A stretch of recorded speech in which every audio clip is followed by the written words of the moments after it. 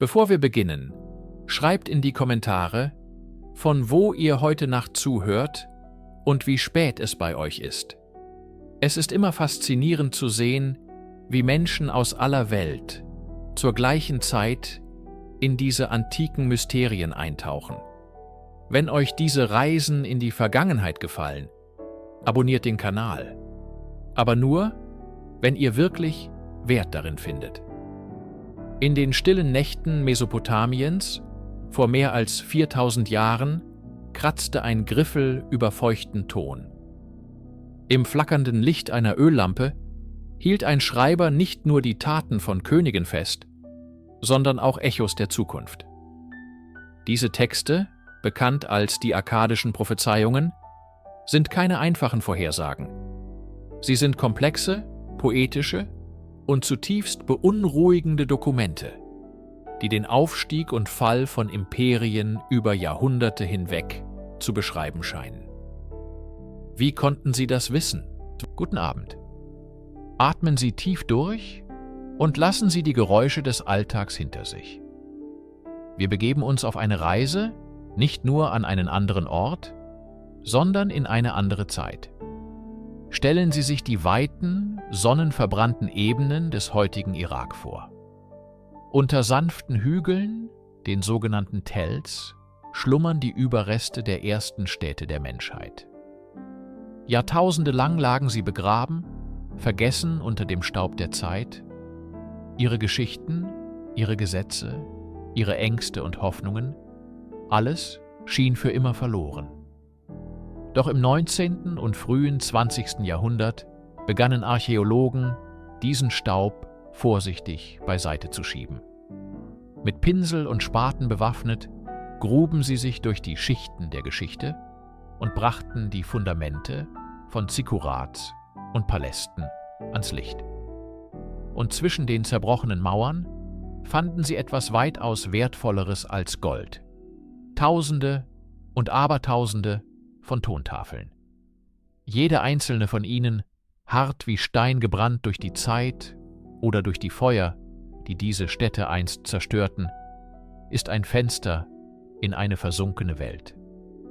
Die Entdeckung der Bibliothek des assyrischen Königs Aschurbanipal in Ninive war ein solcher Moment, der die Welt der Altertumsforschung für immer verändern sollte. Hier lag ein Schatz an Wissen, eine systematische Sammlung des mesopotamischen Denkens. Doch unter den Epen und Königslisten, den Verträgen und Verwaltungsdokumenten befanden sich Texte ganz anderer Natur. Fragmente, die von zukünftigen Ereignissen sprachen, von dem Aufstieg und Fall von Königen, von Hungersnöten und Invasionen.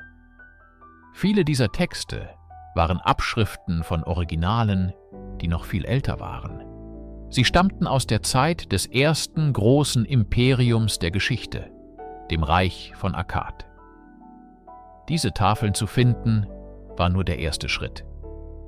Sie zu verstehen, die in den Ton gedrückten Keile zu entziffern, war die eigentliche Herausforderung.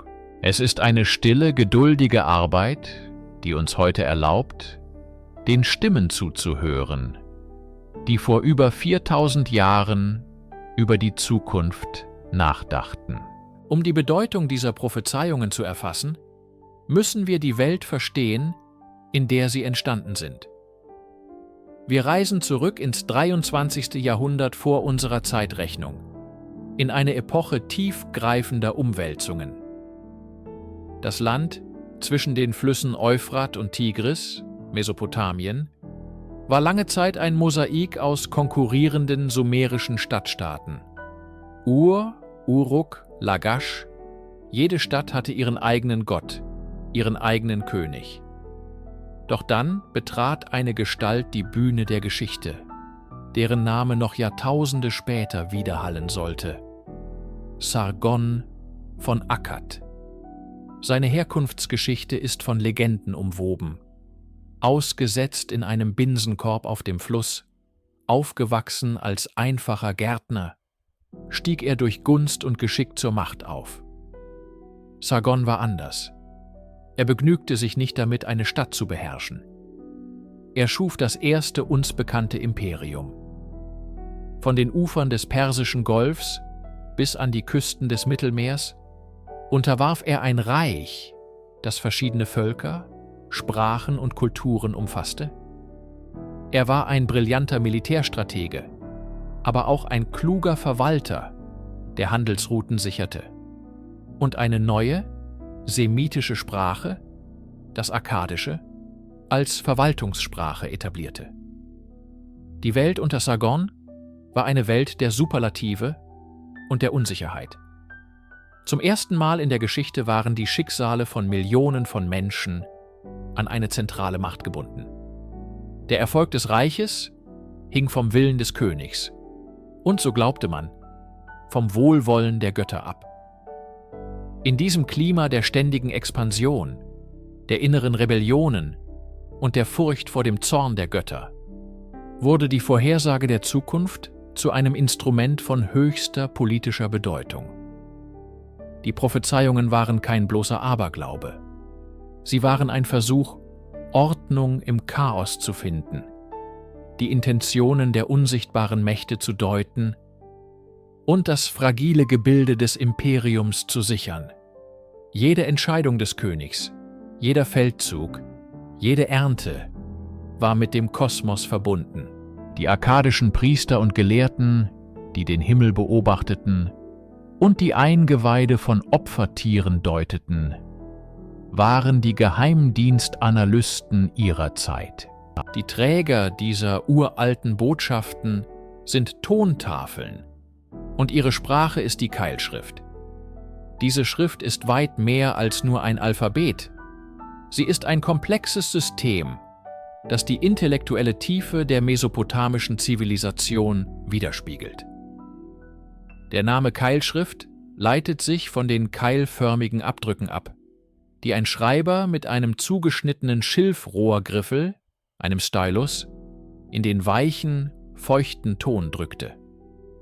Es ist eine dreidimensionale Schrift, deren Zeichen je nach Tiefe und Winkel des Eindrucks variieren können. Das Erlernen dieser Kunst war eine Lebensaufgabe. Ein Schreiber musste Hunderte von Zeichen beherrschen.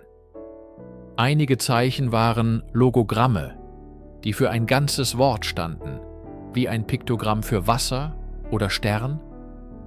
Andere waren Syllabogramme, die einzelne Silben darstellten, wie Ba, Bi oder Bu. Die größte Herausforderung bestand darin, dass viele Zeichen mehrere Bedeutungen haben konnten, je nach Kontext. Ein einziges Zeichen konnte ein Wort, eine Silbe oder ein stummes Klassifizierungsmerkmal sein, das anzeigte, ob das folgende Wort einen Gott, ein Land oder einen Gegenstand aus Holz meinte. Diese Komplexität machte die Schriftkundigen zu einer kleinen, hoch angesehenen Elite. Sie waren die Hüter des Wissens, die Bürokraten, die das riesige akkadische Reich verwalteten, und die Gelehrten, die die Geheimnisse des Universums zu entschlüsseln suchten.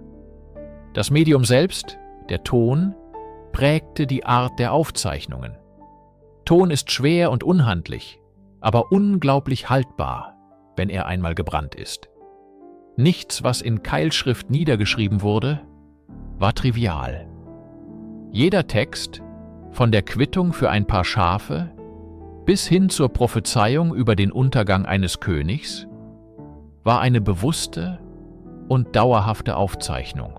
Wenn wir heute eine dieser Tafeln in Händen halten, spüren wir nicht nur das Gewicht des Tons, sondern auch das Gewicht der Absicht, die dahinter steckt. Der Wunsch, eine Botschaft über die Jahrtausende zu senden. Eine Botschaft, die nun, nach so langer Zeit, endlich wieder gelesen werden kann. Wie aber sahen diese akkadischen Prophezeiungen konkret aus? Wenn wir das Wort Prophezeiung hören, denken wir oft an die vagen, poetischen Visionen späterer Propheten. Die mesopotamische Herangehensweise war jedoch grundlegend anders. Sie war systematischer, fast wissenschaftlich in ihrer Struktur. Die meisten dieser Texte sind Sammlungen von Omina, die einer klaren Formel folgen. Schumma, Schumma, was wenn, dann bedeutet. Es ist eine bedingte Logik, die eine beobachtbare Erscheinung, die Protasis, mit einer daraus resultierenden Konsequenz, der Apodosis, verknüpft. Die Protasis konnte dabei eine schier unendliche Vielfalt von Phänomenen umfassen. Wenn ein Schaf eine Galle mit 2 Auswüchsen hat, wenn der Mond am 15. Tag nicht gesehen wird, wenn Ameisen in das Fundament eines Hauses eindringen. Jedes Abweichen von der Norm, jede Anomalie in der natürlichen Welt wurde als potenzielles Zeichen der Götter gewertet, als eine Störung im kosmischen Gewebe, die eine Botschaft enthielt. Die Apodosis, die Vorhersage, bezog sich meist auf das Schicksal des Königs oder des Staates. Dann wird der König seinen Feind besiegen. Oder dann wird es im Land eine Hungersnot geben. Diese Omina wurden über Generationen gesammelt, katalogisiert und in riesigen Kompendien zusammengefasst. Die berühmteste dieser Sammlungen ist Schumma Alu, wenn eine Stadt, die sich mit Omina befasst, die im städtischen Umfeld auftreten. Eine andere wichtige Gattung war die Leberschau oder Hepatoskopie, bei der Priester die Form, die Farbe und die Markierungen der Leber eines Opfertieres untersuchten, um die Zukunft zu deuten. Dies war keine passive Wahrsagerei. Es war ein aktiver Dialog mit dem Göttlichen, ein Versuch, die Regeln des Universums zu verstehen und, wenn möglich, durch Rituale und Gebete Einfluss auf das Ergebnis zu nehmen. Die Sprache ist präzise, fast juristisch. Es geht nicht um moralische Ermahnungen, sondern um eine nüchterne Feststellung von Ursache und Wirkung, so wie die Akkader sie verstanden. Diese Texte offenbaren eine Weltsicht, in der alles miteinander verbunden ist und nichts dem Zufall überlassen bleibt. Guten Abend. In den stillen Archiven der mesopotamischen Geschichte liegt ein Text, der ebenso rätselhaft wie faszinierend ist. Er ist als die dynastische Prophezeiung bekannt und stellt eines der klarsten Beispiele für die historische Weissagung dieser Epoche dar. Anders als die oft vagen Omen, die wir bereits gestreift haben, präsentiert dieser Text eine scheinbar chronologische Abfolge von Herrschern und Dynastien. Er liest sich fast wie ein geheimer Fahrplan der Macht, entworfen von göttlicher Hand. Der erhaltene Text ist fragmentarisch, doch was wir lesen können, ist bestechend. Er beschreibt eine Reihe von Königen, die nicht bei Namen genannt, sondern durch ihre Taten, ihre Herkunft oder die Dauer ihrer Herrschaft charakterisiert werden. Jeder Herrscher wird mit einem Urteil versehen. Er tat Gutes und das Land gedieh, oder er tat Böses und Unheil folgte. Diese Abfolge erstreckt sich über Jahrhunderte und scheint die Geschichte Mesopotamiens von der akkadischen Zeit bis in die persische Ära nachzuzeichnen. Die Prophezeiung schildert den Aufstieg und Fall mächtiger Reiche. Ein König wird aufsteigen, aber seine Herrschaft wird kurz sein. Ein anderer wird Gerechtigkeit bringen, aber seine Nachkommen werden scheitern. Die Erzählung bewegt sich unaufhaltsam auf einen Höhepunkt zu. Die Ankunft eines endgültigen rettenden Herrschers, der das Chaos beenden und eine Ära des Friedens und Wohlstands einleiten wird. Hier liegt der Kern des Mysteriums. War dieser Text eine echte Vorhersage, die in einer frühen Epoche verfasst wurde, um künftigen Generationen als Warnung und Wegweiser zu dienen? Oder handelt es sich um ein politisches Instrument, das viel später geschrieben wurde, um einen bestimmten zeitgenössischen Herrscher zu legitimieren? Indem man ihn als den lang erwarteten Retter am Ende dieser göttlich vorherbestimmten Kette von Ereignissen darstellte, konnte man seinen Anspruch auf den Thron zementieren. Die dynastische Prophezeiung zwingt uns, die grundlegende Frage nach dem Zweck solcher Texte zu stellen. Dienten sie der Voraussage der Zukunft oder der Rechtfertigung der Gegenwart? Die Antwort ist wahrscheinlich nicht einfach, sondern liegt im komplexen Zusammenspiel von Religion, Politik und dem menschlichen Bedürfnis, in den Wirren der Geschichte einen übergeordneten Sinn, einen göttlichen Plan zu erkennen. Um die Natur von Texten wie der dynastischen Prophezeiung wirklich zu verstehen, müssen wir uns einem Konzept zuwenden, das für Historiker und Philologen von zentraler Bedeutung ist, dem Vaticinium ex eventu. Der lateinische Ausdruck bedeutet wörtlich Prophezeiung nach dem Ereignis. Es beschreibt ein literarisches Mittel, bei dem eine Weissagung so formuliert wird, als sei sie vor den beschriebenen Ereignissen entstanden, obwohl sie tatsächlich erst nach deren Eintreten verfasst wurde. Dies ist kein Akt der Täuschung im modernen Sinne, sondern eine tief in der antiken Weltsicht verwurzelte Methode, um der Geschichte eine theologische Bedeutung zu verleihen. Ein Autor, der ein solches Werk verfasste, blickte auf die jüngste Vergangenheit, auf Kriege, den Fall von Städten, den Wechsel von Dynastien und interpretierte diese Geschehnisse als Erfüllung eines göttlichen Plans. Indem er diese Ereignisse in die Form einer Prophezeiung goss und sie einer mythischen oder lange vergangenen Figur in den Mund legte, verlieh er der Gegenwart eine unausweichliche, schicksalhafte Dimension.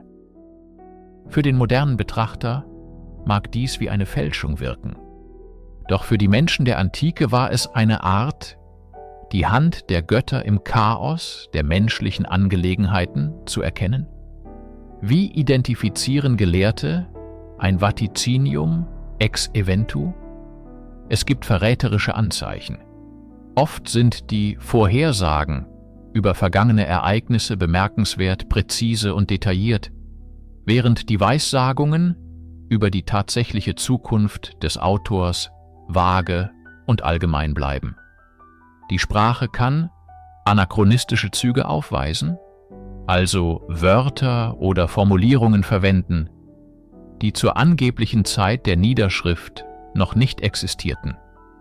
Im Fall der dynastischen Prophezeiung argumentieren viele Forscher, dass die detaillierten Beschreibungen der Herrscher bis zu einem bestimmten Punkt in der Geschichte reichen, woraufhin der Text in allgemeine Verheißungen über einen zukünftigen Retter übergeht. Dies legt nahe, dass der Text zur Zeit dieses Wendepunkts verfasst wurde, um die aktuelle politische Lage zu deuten und den aufstrebenden Herrscher zu unterstützen. Diese kritische Herangehensweise schmälert nicht den Wert der Texte. Im Gegenteil, sie verwandelt sie von vermeintlich übernatürlichen Vorhersagen in unschätzbar wertvolle historische Quellen, die uns einen Einblick in die Ideologie, die Ängste und die Hoffnungen der Zeit geben, in der sie wirklich geschrieben wurden. Um die akkadischen Prophezeiungen in ihrem wahren Kontext zu verstehen, müssen wir einen Schritt zurücktreten und die Welt mit den Augen eines antiken Mesopotamiers betrachten. Ihre Welt war keine von Zufall oder kalten, physikalischen Gesetzen regierte Sphäre. Sie war ein lebendiger Kosmos, durchdrungen vom Willen und der Macht unzähliger Götter. Jedes Ereignis, vom Aufgang der Sonne bis zum Tosen eines Sandsturms, vom Sieg in der Schlacht bis zur Missernte auf dem Feld, war ein Ausdruck göttlicher Aktivität. Die Götter waren keine fernen, abstrakten Wesen, sie waren die aktiven Manager der Welt. Und wie gute Manager kommunizierten sie ihre Absichten, ihre Zufriedenheit oder ihren Zorn. Die große Herausforderung für die Menschheit, insbesondere für den König als Mittler zwischen Göttern und Menschen, bestand darin, diese Kommunikation zu verstehen. Dieses systematische Bemühen, die Zeichen der Götter zu lesen und zu deuten, nennen wir Divination. Prophezeiungen, wie wir sie besprechen, waren nur ein Teil dieses viel größeren divinatorischen Systems. Die Priester und Gelehrten Mesopotamiens entwickelten über Jahrtausende hinweg eine beeindruckende Vielfalt an Techniken. Eine der angesehensten war die Leberschau oder Extispizin, bei der die Form, die Farbe und die Markierungen auf der Leber eines Opfertieres als komplexe Botschaft der Götter interpretiert wurden. Man beobachtete den Flug der Vögel, die Muster von Öl auf Wasser oder die Form von Rauch, der von einem Räuchergefäß aufstieg. Träume waren direkte Botschaften aus der göttlichen Sphäre, die sorgfältig gedeutet werden mussten. In diesem Weltbild war die Zukunft nicht starr vorherbestimmt, aber sie war erkennbar. Die Götter gaben Warnungen, damit die Menschen und vor allem der König durch Rituale, Gebete und korrektes Verhalten ein drohendes Unheil abwenden konnten. Die Divination war also keine passive Wahrsagerei, sondern ein aktiver Dialog mit dem Göttlichen, ein entscheidendes Instrument zur Aufrechterhaltung der kosmischen Ordnung, des Gleichgewichts zwischen Himmel und Erde. Die akkadischen Prophezeiungen sind somit keine isolierten Kuriositäten, sondern der literarische Ausdruck dieser tief verwurzelten Überzeugung, dass die Geschichte selbst eine göttliche Botschaft ist. Während die Eingeweide von Tieren eine intime Botschaft der Götter für einen bestimmten Moment darstellten, bot der Nachthimmel den Mesopotamiern eine weitaus größere, universellere Leinwand. Der Himmel war die große Tafel der Götter, auf der sie in der Sprache des Lichts schrieben. Hier liegen die Wurzeln dessen, was wir heute Astrologie nennen, auch wenn ihre ursprüngliche Form sich stark von der modernen unterscheidet. Die babylonischen und assyrischen Priesterastronomen waren keine Scharlatane. Sie waren akribische Beobachter.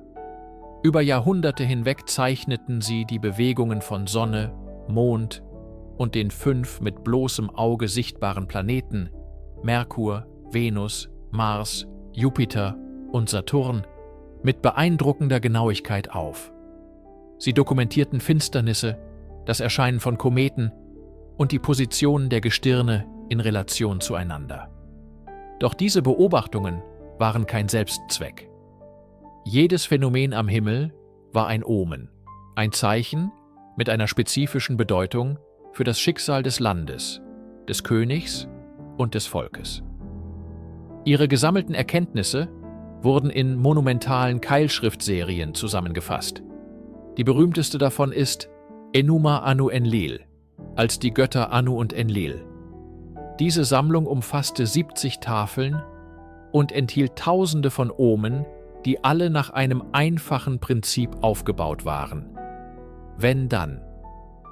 Wenn der Mond am ersten Tag sichtbar ist, wird das Land glücklich sein. Wenn eine Sonnenfinsternis im Monat Simanu stattfindet, wird der König von Akkad sterben. Diese himmlischen Omen waren keine persönlichen Horoskope, die das Schicksal eines Einzelnen vorhersagten. Sie waren Staatsangelegenheiten, eine ungünstige Konstellation oder eine bedrohliche Finsternis betraf das gesamte Reich. Der König musste dann durch spezielle Rituale, die sogenannten Namburbi, versuchen, das angekündigte Übel abzuwenden. Diese systematische Verbindung von Himmelsbeobachtung und Schicksalsdeutung war eine der größten intellektuellen Leistungen Mesopotamiens. Sie legte nicht nur den Grundstein für die spätere westliche Astrologie, sondern auch für die wissenschaftliche Astronomie. Denn um die Zeichen der Götter zuverlässig deuten zu können, musste man ihre Bewegungen zunächst verstehen und vorhersagen können. So entsprang aus dem tiefen Glauben an die Sterne als Schicksalsboten die Wissenschaft, die uns eines Tages ihre wahre, physikalische Natur offenbaren sollte. Guten Abend. Legen Sie sich zurück und lauschen Sie den Echos der Geschichte. Wir wenden uns nun einem der traumatischsten Ereignisse der mesopotamischen Geschichte zu, dem Zusammenbruch des Akkadischen Reiches. Für über ein Jahrhundert war Akkad die dominierende Macht, ein Imperium, das von Sargon, dem Großen, aus dem Nichts erschaffen wurde. Doch sein Ende war ebenso dramatisch wie sein Aufstieg. Spätere Texte, insbesondere das literarische Werk, das als Der Fluch von Akkad bekannt ist, beschreiben diesen Untergang als direkte Folge göttlichen Zorns. Der Text wirft Naram-Sin, einem der letzten großen Könige von Akkad, vor, den Tempel des Gottes Enlil in Nippur geplündert zu haben. Als Strafe, so die Dichtung, wandten sich die Götter von Akkad ab und entfesselten die wilden Gutäer aus dem Zagros-Gebirge über das Land. Die Geschichte ist packend. Hungersnot, Chaos und die Zerstörung der einst prächtigen Hauptstadt Agade, deren genauer Standort uns bis heute ein Rätsel ist. War dies eine Prophezeiung, die sich erfüllte? Hatten Priester die Hybris von Naram-Sin kommen sehen und vor der göttlichen Vergeltung gewarnt? Hier müssen wir als Historiker vorsichtig sein. Die meisten Gelehrten datieren die Komposition des Fluchs von Akkad in die Zeit nach dem Fall des Reiches, wahrscheinlich in die Ur-Di-Tring-Zeit. Es handelt sich also weniger um eine Vorhersage als um eine theologische Erklärung im Nachhinein. Ein sogenanntes Vaticinium ex eventu, eine Prophezeiung nach dem Ereignis. Man versuchte, einer nationalen Katastrophe einen Sinn zu geben. Die Zerstörung war so umfassend, dass sie nicht als bloßes politisches oder militärisches Versagen verstanden werden konnte. Es musste eine tiefere, kosmische Ursache haben: der Zorn der Götter. Der Text diente als moralische Lehre für zukünftige Könige. Missachte die Götter und ihr heiliges Eigentum, und dein Reich wird zu Staub zerfallen. Die akkadischen Prophezeiungen sind also nicht immer Blicke in die Zukunft, sondern oft auch Spiegel, die in die Vergangenheit gerichtet sind, um die Gegenwart zu deuten und die Zukunft zu formen. In unserer Reise durch die nebligen Korridore der Zeit ist es unerlässlich, einen klaren Kopf zu bewahren. Die Faszination für antike Prophezeiungen öffnet leider oft Tür und Tor für Spekulationen, die mehr über unsere modernen Ängste und Wünsche aussagen, als über die alten Kulturen selbst. Es ist verlockend, in diesen Keilschrifttexten Vorhersagen über unsere heutige Zeit, über Weltuntergänge oder die Ankunft außerirdischer Wesen zu suchen. Doch diese Interpretationen halten einer wissenschaftlichen Prüfung nicht stand. Die akkadischen Prophezeiungen sind keine universellen, zeitlosen Vorhersagen. Sie sind tief in ihrem spezifischen historischen, politischen und religiösen Kontext verwurzelt. Ein Omen, das den Aufstieg eines Königs aus dem Westen vorhersagt, bezieht sich auf eine benachbarte Macht wie die Amoriter, nicht auf eine Nation des 21. Jahrhunderts. Die Texte sprechen von Ernteausfällen, feindlichen Invasionen durch bekannte Nachbarvölker und dem Schicksal lokaler Dynastien. Ihre Welt war Mesopotamien und seine unmittelbare Umgebung. Die Sprache ist oft symbolisch und metaphorisch, aber ihre Symbole entstammen der mesopotamischen Kosmologie. Ein Stern, der vom Himmel fällt, ist ein göttliches Zeichen, kein Raumschiff. Ein Mischwesen in einer Vision ist ein mythologisches Geschöpf aus ihrem reichen Pantheon, kein genetisches Experiment.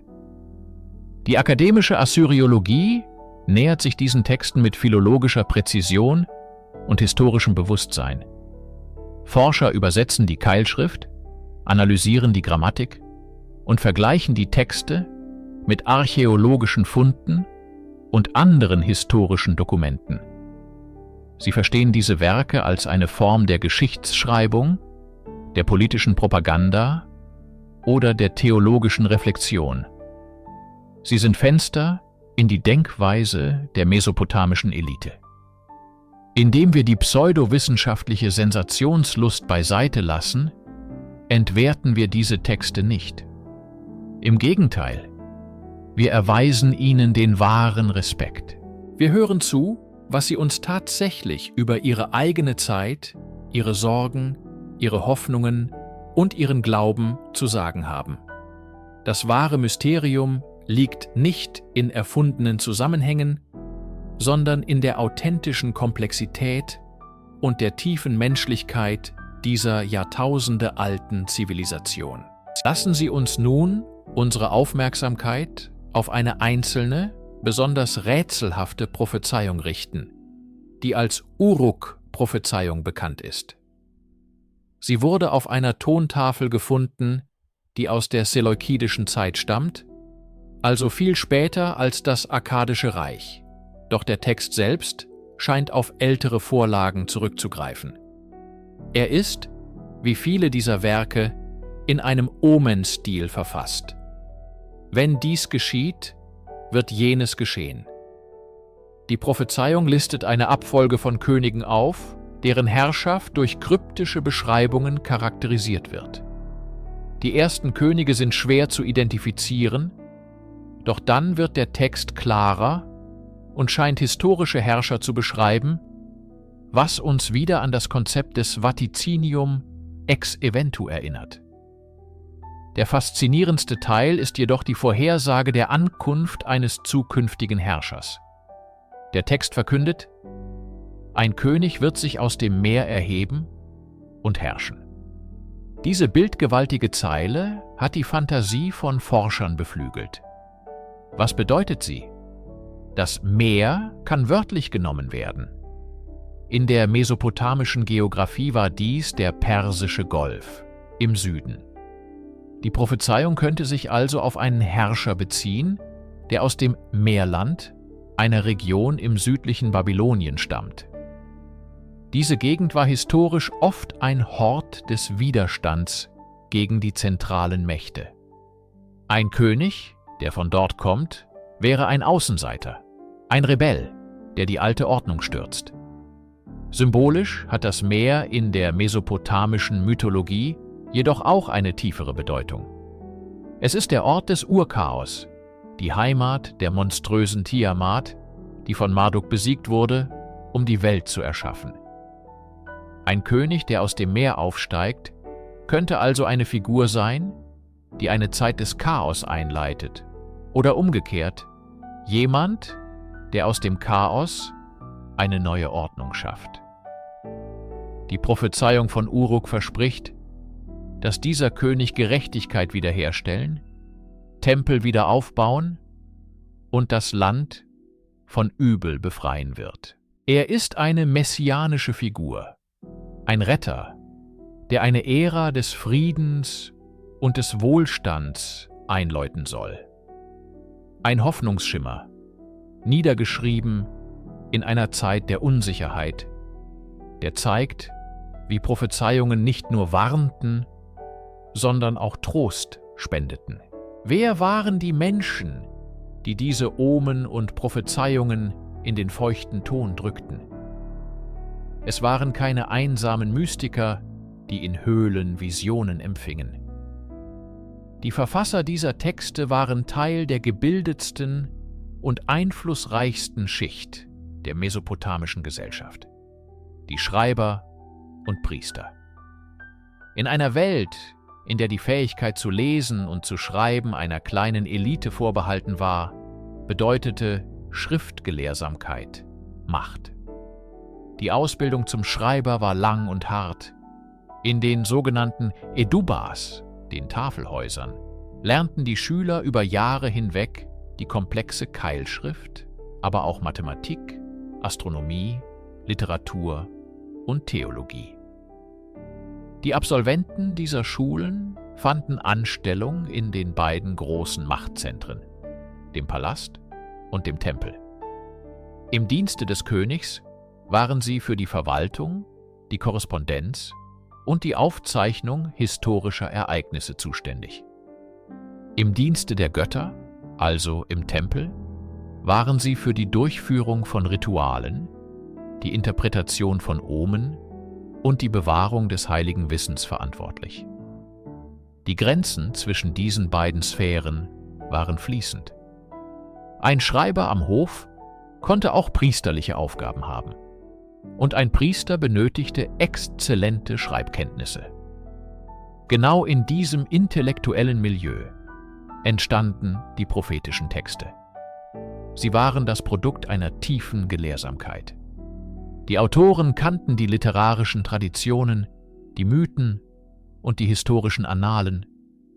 Sie konnten Omen aus der Leber eines Schafes lesen, die Bewegungen der Sterne deuten und diese Beobachtungen in elegant formulierten, oft poetischen Texten festhalten. Ihre Werke waren keine spontanen Eingebungen, sondern sorgfältig komponierte literarische und theologische Abhandlungen. Sie dienten oft einem klaren Zweck. Sie konnten die Herrschaft eines Königs legitimieren, indem sie seinen Aufstieg als von den Göttern vorherbestimmt darstellten. Sie konnten aber auch als verhüllte Kritik an einem Herrscher dienen, indem sie Unheil vorhersagten, sollte er vom rechten Weg abweichen.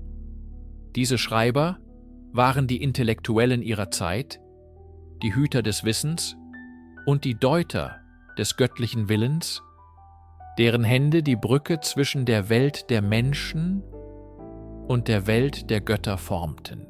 Guten Abend. Lassen Sie uns nun tiefer in das menschliche Herz der Prophezeiung eintauchen. Warum war die Vorhersage der Zukunft für eine Gesellschaft wie die der Akkader so fundamental wichtig? Um das zu verstehen, müssen wir uns von unserem modernen, wissenschaftlich geprägten Weltbild lösen und versuchen, die Welt mit den Augen eines Menschen zu sehen, der vor über 4000 Jahren lebte. Die Welt des 3. Jahrtausends vor unserer Zeit war ein Ort voller unmittelbarer Gefahren und unerklärlicher Phänomene. Eine plötzliche Flut konnte die Ernte eines ganzen Jahres vernichten. Eine Dürre konnte Hungersnöte auslösen, die ganze Städte entvölkerten. Eine Krankheit konnte sich wie ein Lauffeuer ausbreiten, ohne dass man ihre Ursache verstand. In dieser von Chaos und Unsicherheit geprägten Realität war das Bedürfnis nach Ordnung, nach einem Gefühl der Kontrolle, überwältigend. Die Prophezeiung war kein bloßes Gesellschaftsspiel. Sie war ein wesentliches Instrument zur Bewältigung von Angst. Sie bot einen narrativen Rahmen, der zufälligen Ereignissen einen Sinn verlieh. Ein Komet am Himmel war nicht einfach ein astronomisches Ereignis, sondern ein Zeichen der Götter, eine Botschaft. Der Misserfolg einer Ernte war nicht nur Pech, sondern möglicherweise die Folge einer rituellen Vernachlässigung, die korrigiert werden konnte. Die akkadischen Prophezeiungen waren somit ein Dialog mit dem Göttlichen, ein Versuch, die Regeln des Universums zu verstehen und zu beeinflussen. Für einen Herrscher war dieses Wissen von unschätzbarem Wert. Eine positive Prophezeiung legitimierte seine Herrschaft und seine Entscheidungen. Eine negative Prophezeiung war keine unabänderliche Verurteilung, sondern eine Warnung. Sie gab dem König und seinen Priestern die Möglichkeit, durch Gebete, Opfer und Rituale einzugreifen und das drohende Unheil abzuwenden. Dieser Prozess stärkte die soziale Ordnung. Er bestätigte die Macht des Königs als Mittler zwischen den Göttern und den Menschen und die unverzichtbare Rolle der Priesterschaft als Deuter des göttlichen Willens, Die Prophezeiung schuf eine gemeinsame Realität, in der das Schicksal zwar von höheren Mächten bestimmt, aber durch menschliches Handeln, geleitet von göttlicher Einsicht, geformt werden konnte. Es war ein System, das Hoffnung in einer oft hoffnungslos erscheinenden Welt bot. Wenn wir an das Wort Prophet denken, kommen uns unweigerlich die großen Gestalten der hebräischen Bibel in den Sinn: Jesaja, Jeremia, Amos. Es ist faszinierend und erhellend, ihre Rolle und ihre Botschaften mit denen der akkadischen Prophezeiungstexte zu vergleichen. Auf den ersten Blick gibt es Parallelen.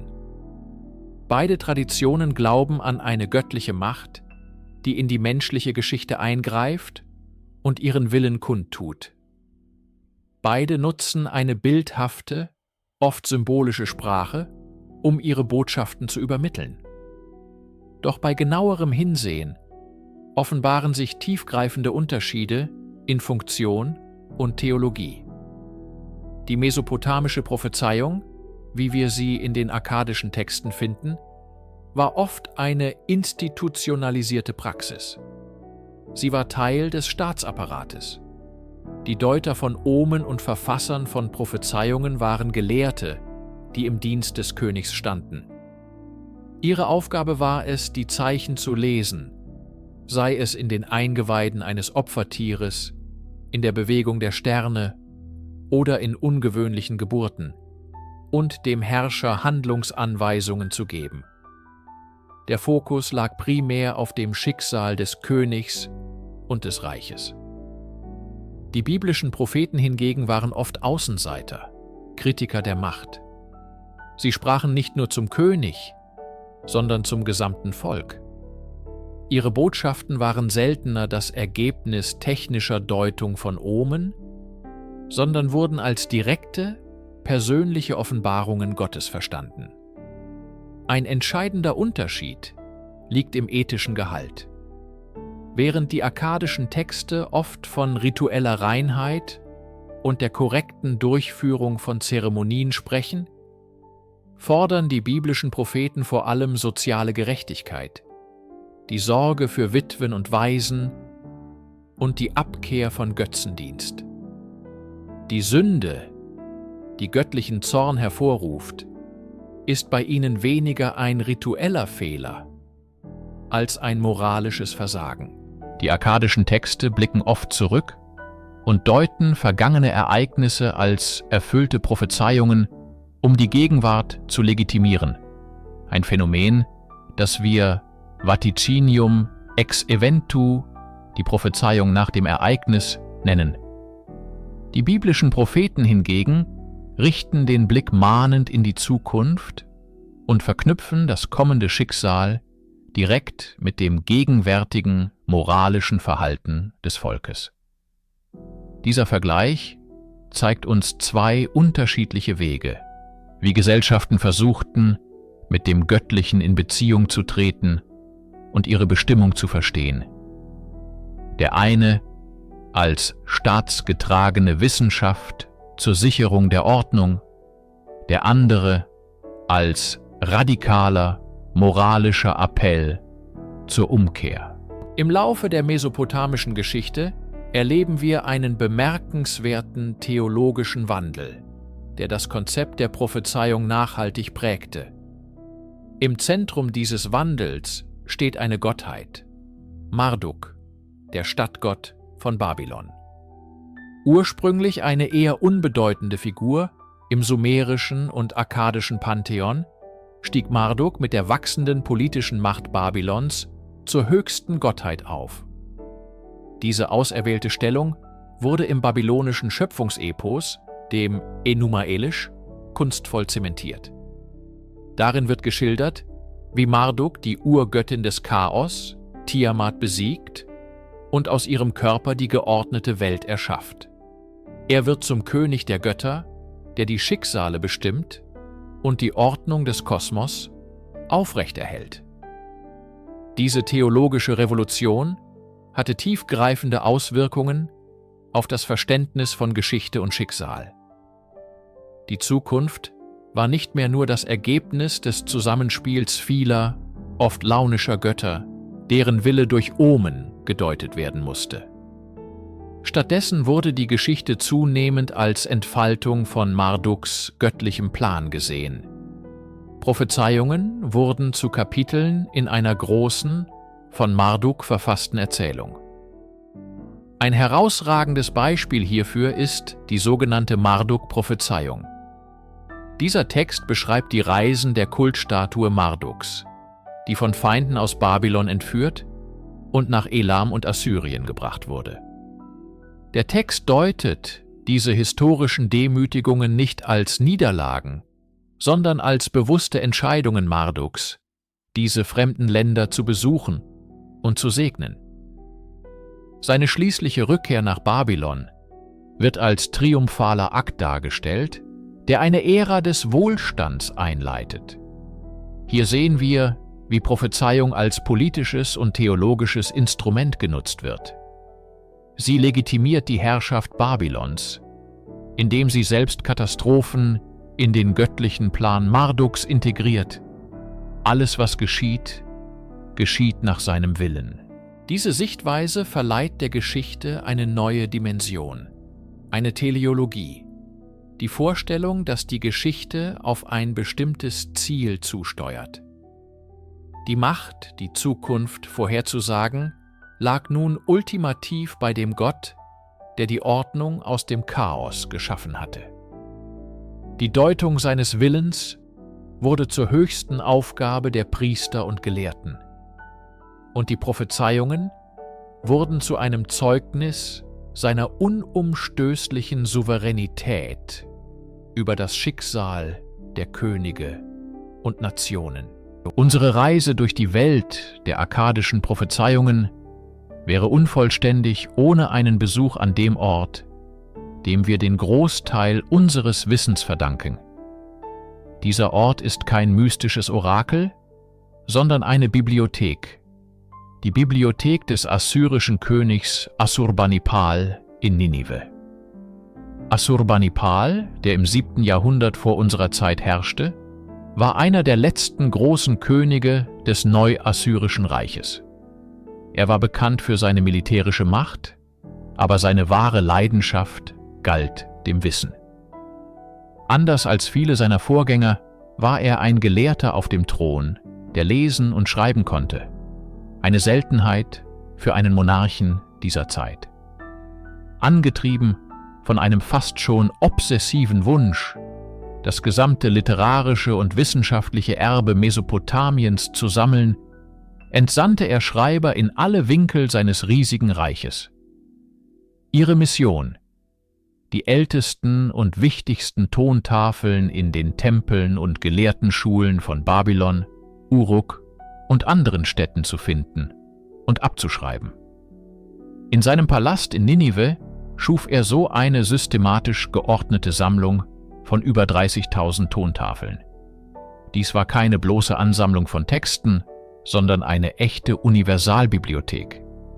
Sie enthielt Mythen wie das Gilgamesch-Epos, Gesetzestexte, medizinische Abhandlungen, astronomische Beobachtungen und, für unser Thema von entscheidender Bedeutung, Tausende von Omentexten und Prophezeiungen, darunter die Shumma-Alu-Serie und die Texte, die wir heute als akkadische Prophezeiungen kennen.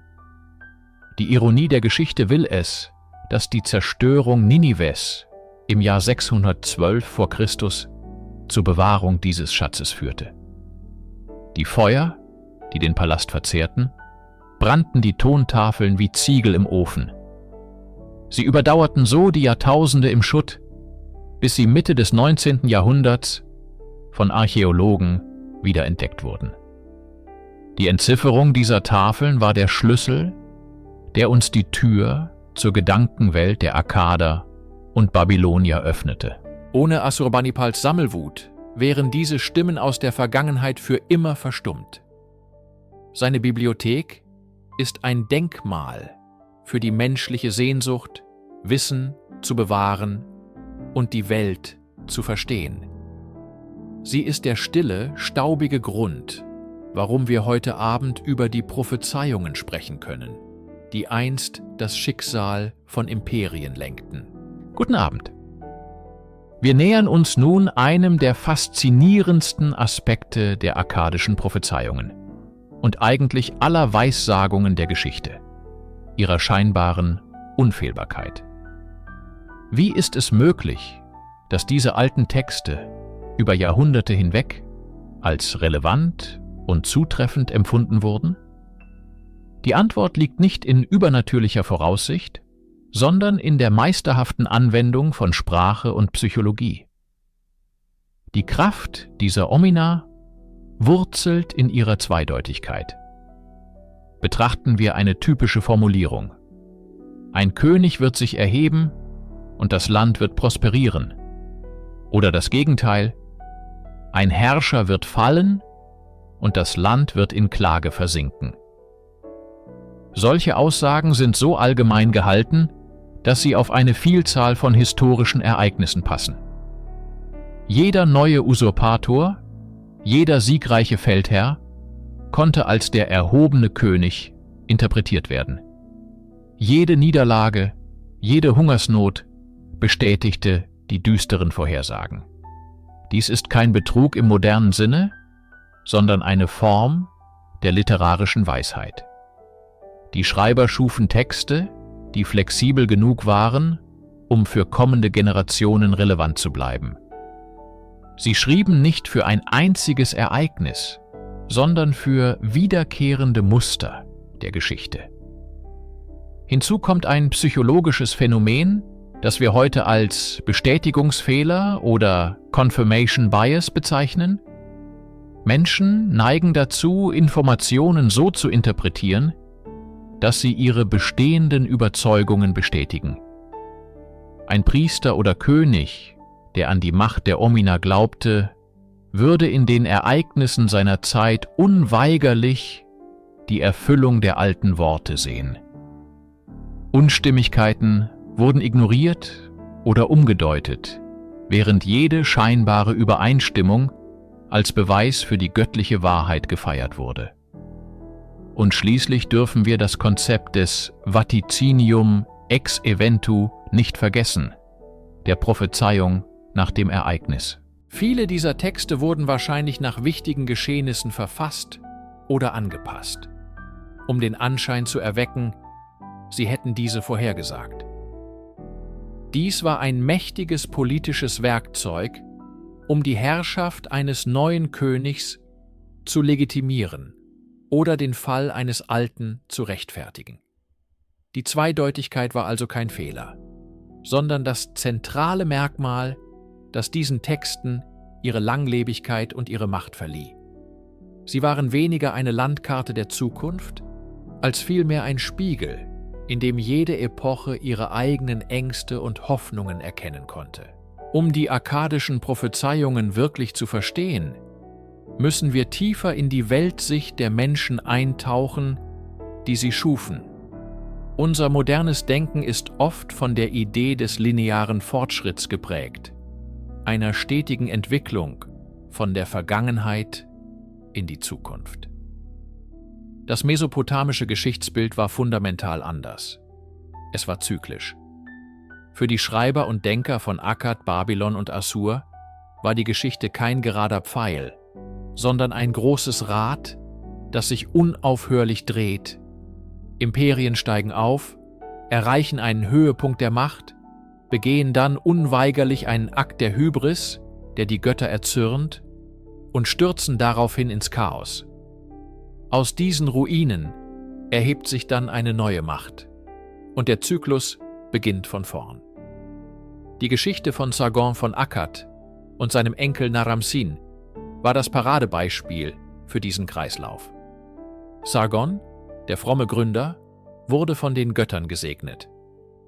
Naram-Sin, der sich selbst zum Gott erklärte, forderte sie heraus und brachte Zerstörung über sein Reich. Diese Erzählung wurde zur Schablone, auf die alle späteren historischen Ereignisse projiziert wurden. Die Prophezeiungen sind der literarische Ausdruck dieses zyklischen Denkens. Sie sagen nicht ein einzigartiges, nie dagewesenes Ereignis voraus. Stattdessen diagnostizieren sie, an welchem Punkt des ewigen Rades sich die Gesellschaft gerade befindet.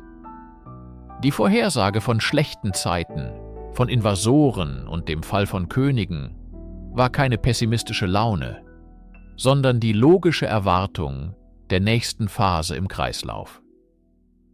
Diese Weltsicht bot in einer von ständiger Unsicherheit geprägten Welt eine Form von Trost und Ordnung.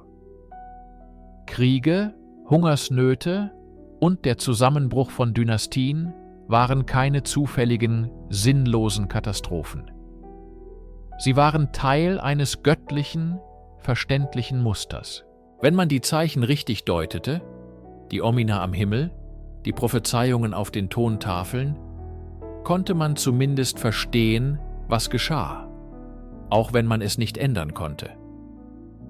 Die akkadischen Prophezeiungen sind also weniger ein Versuch, die Zukunft vorauszusagen, als vielmehr ein Instrument, um die Gegenwart innerhalb eines kosmischen und historischen Rahmens zu verorten und ihr einen Sinn zu geben. Sie sind ein Zeugnis für das tief menschliche Bedürfnis, auch im größten Chaos noch eine höhere Ordnung zu erkennen. Das Reich von Akkad zerfiel, seine Städte versanken im Sand, aber seine Ideen überdauerten die Jahrtausende.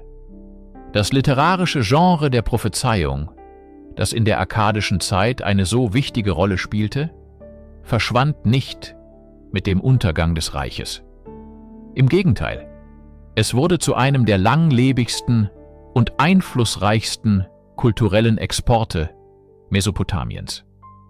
In den Schreiberschulen von Babylon und später in den großen Bibliotheken von Assur, wie der berühmten Bibliothek des Assurbanipal in Ninive, wurden die akkadischen Texte sorgfältig kopiert, studiert und archiviert. Sie waren nicht nur historische Kuriositäten, sondern Teil des lebendigen literarischen und theologischen Kanons. Spätere mesopotamische Herrscher und ihre Gelehrten schufen ihre eigenen prophetischen Texte, oft nach dem Vorbild der akkadischen Originale. Die berühmte Marduk-Prophezeiung zum Beispiel, die die Reisen der Statue des Hauptgottes Marduk nach Elam und Assyrien beschreibt und seine triumphale Rückkehr nach Babylon vorhersagt, nutzt die gleiche Struktur des Vaticinium ex eventu, um historische Ereignisse theologisch zu deuten und die gegenwärtige politische Ordnung zu legitimieren. Das Echo von Akkad hallte jedoch weit über die Grenzen Mesopotamiens hinaus. Die intensive kulturelle und politische Interaktion im Alten Orient sorgte für einen regen Austausch von Ideen. Es ist faszinierend, Parallelen zwischen der mesopotamischen Omenliteratur und prophetischen Texten aus anderen Kulturen zu beobachten, insbesondere in der Levante. Einige Gelehrte sehen strukturelle Ähnlichkeiten in der Art und Weise, wie historische Ereignisse als göttliche Urteile interpretiert werden, wie sie auch in den frühen Büchern der hebräischen Bibel zu finden sind. Dies deutet nicht notwendigerweise auf eine direkte Übernahme hin, sondern eher auf eine gemeinsame intellektuelle Atmosphäre, ein geteiltes kulturelles Werkzeugset, um mit den Wechselfällen der Geschichte und dem Willen der Götter umzugehen. Die akkadische Art, über die Zukunft nachzudenken, als eine Folge von göttlich sanktionierten politischen Umbrüchen, wurde Teil des Fundaments, auf dem spätere Zivilisationen ihre eigenen Vorstellungen von Geschichte, Schicksal und Prophezeiung aufbauten. Akkad lehrte den alten Orient eine neue Sprache, um über die Zeit selbst zu sprechen. Wir sind am Ende unserer langen Reise durch die Welt der akkadischen Prophezeiungen angekommen. Wir haben ihre historischen Wurzeln erkundet, ihre literarischen Techniken analysiert und ihre kulturelle Bedeutung nachgezeichnet. Was bleibt uns also am Ende? Was ist das ungelöste Rätsel, das diese jahrtausendealten Tontafeln für uns heute noch bereithalten? Das wahre Rätsel liegt nicht in der Frage, ob diese Prophezeiungen wahr waren oder nicht. Diese Frage, aus unserer modernen Perspektive gestellt, verfehlt den Kern dessen, was diese Texte waren und sind. Sie waren keine Wettervorhersagen für die Politik. Sie waren tiefgründige, menschliche Dokumente, geboren aus Angst, Hoffnung und dem unstillbaren Bedürfnis, in einer chaotischen Welt einen Sinn zu finden. Sie lehren uns, dass die Sorgen, die die Menschen vor über 4000 Jahren umtrieben, unseren eigenen erstaunlich ähnlich sind. Die Angst vor politischer Instabilität, die Sorge um die Ernte, die Frage nach der Gerechtigkeit der Götter und die Suche nach Führung in unsicheren Zeiten, all das schwingt in den Keilschriftzeichen mit. Die Prophezeiungen sind ein Fenster in die Seele einer der frühesten Zivilisationen der Welt. Sie zeigen uns, wie Menschen versuchten, ihre Gegenwart zu meistern, indem sie ihre Vergangenheit interpretierten und sich eine Zukunft vorstellten, die von denselben göttlichen Gesetzen regiert wurde. Das ungelöste Rätsel ist vielleicht nicht, was die Zukunft für die Akkader bereithielt, sondern warum wir Menschen, damals wie heute, so unermüdlich danach streben, Muster in der Geschichte zu erkennen und aus ihnen Lehren für die Zukunft zu ziehen. In unserem digitalen Zeitalter wenden wir uns vielleicht an Datenanalysten und Zukunftsforscher, anstatt an Omenpriester. Aber das grundlegende menschliche Verlangen, das Unbekannte zu verstehen und zu kontrollieren, bleibt dasselbe. Die akkadischen Prophezeiungen sind somit mehr als nur archäologische Artefakte. Sie sind ein Spiegel. In ihrem Ringen um Bedeutung im Angesicht der Zeit erkennen wir unser eigenes, ewiges, menschliches Streben wieder. Sie sind ein leises, aber eindringliches Zeugnis dafür, dass die Suche nach Orientierung eine der tiefsten Konstanten unserer gemeinsamen Geschichte ist. Und das ist vielleicht die tiefste Wahrheit, die sie uns zu offenbaren haben.